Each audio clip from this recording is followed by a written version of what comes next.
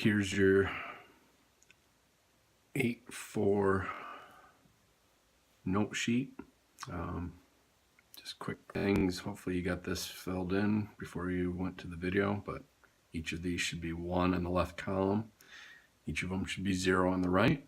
You know, this is simply just thinking about 3 to some power gives you 3. So that's our base is 3 and our answer here is 3. So the exponent has to be 1 for all these when you see the same number and same base there.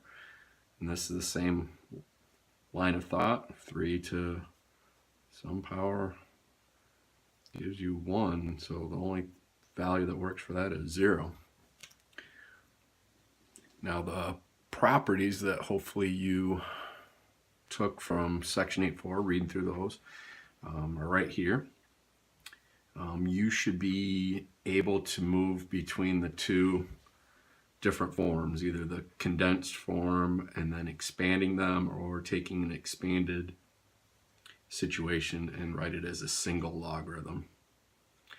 And they mirror the properties that we had for exponents. So, you know, if we have a particular base and we're multiplying two things, we add those. And if we have, you know, the same base and we're dividing, we should subtract. The only one that's a little different is this one here, which log base b of m to the p power. One of the properties, we can take that exponent and move it down in front, so it's p times the log base b of m. So this section really is just taking these expressions and changing their form. So these 6 we're expanding, so I'll do a couple of these. So this is just the log of 6 times 2 base 3. So I can change that to log of 6 base 3 plus log of 2 base 3. And so that's what it would look like in expanded form, just using the properties. So same thing with 8, you just would have 3 of them. You know, log of 3 base 7 plus log of x base 7 plus log of y base 7. And so some of these you can simplify further once you get them, you know, separated because of the relationship between the base and some of the numbers you're working with.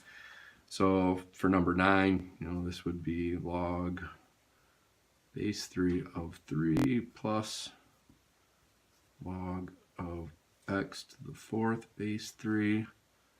And then the other thing we can do is take this exponent and move it down in front. So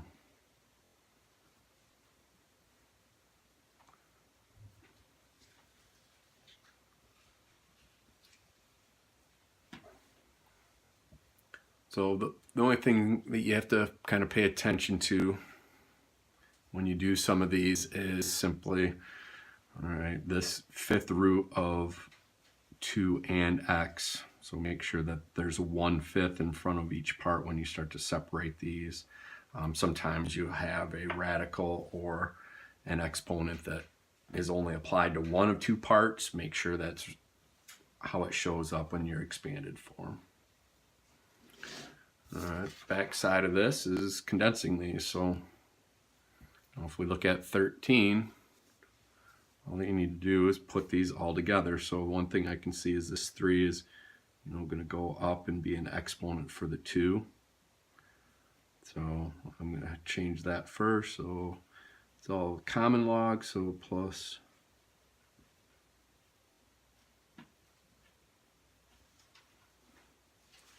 so I'm going to change this to an 8.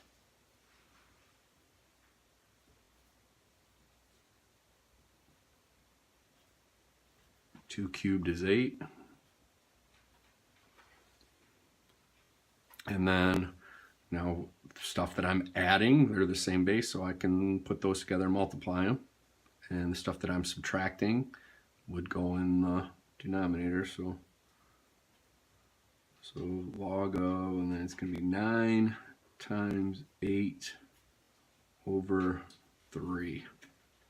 Okay, so it's not a log for the stuff up top and a second log for the bottom. This whole piece is now being put into one single log, and I can simplify this a little bit. 3 goes into 9 3 times. So this breaks all the way down to log 24, 3 times 8. So that would be the final form of that.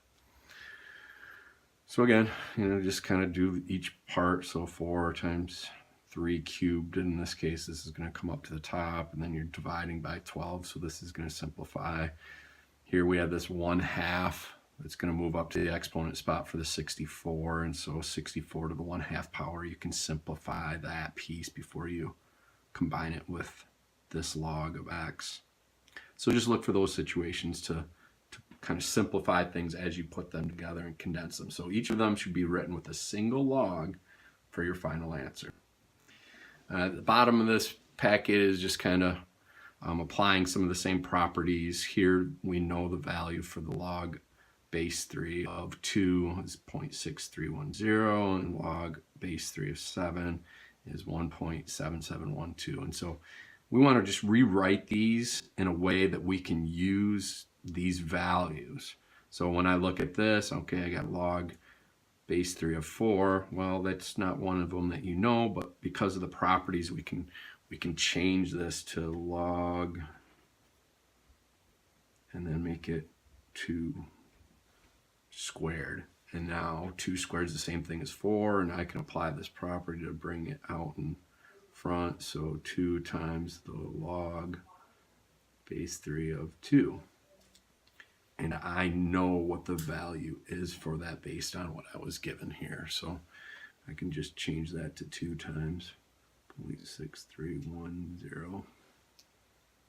And so when I do that, I get 0, 2, 6, and then 12. So I'm just going to drop that 0 off if I want to, or leave it. Doesn't matter to me. But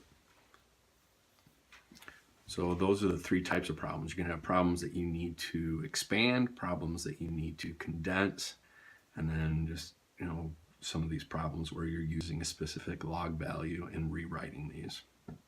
So this one would be log of 7 base 3 minus log of 2 base 3, and we know the values for those, so we would subtract. For 21, you have to think of a way to break up 108.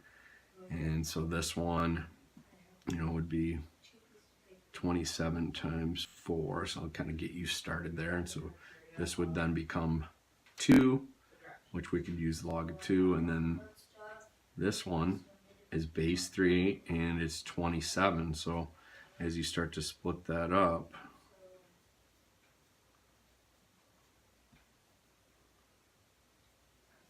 okay, so this one's like the first one we did, this part, and then this 27 is the same thing as 3 cubed. So we can simplify that one. It's not one of the values that was given to us, but it's a base 3 log that we should be able to find the value for.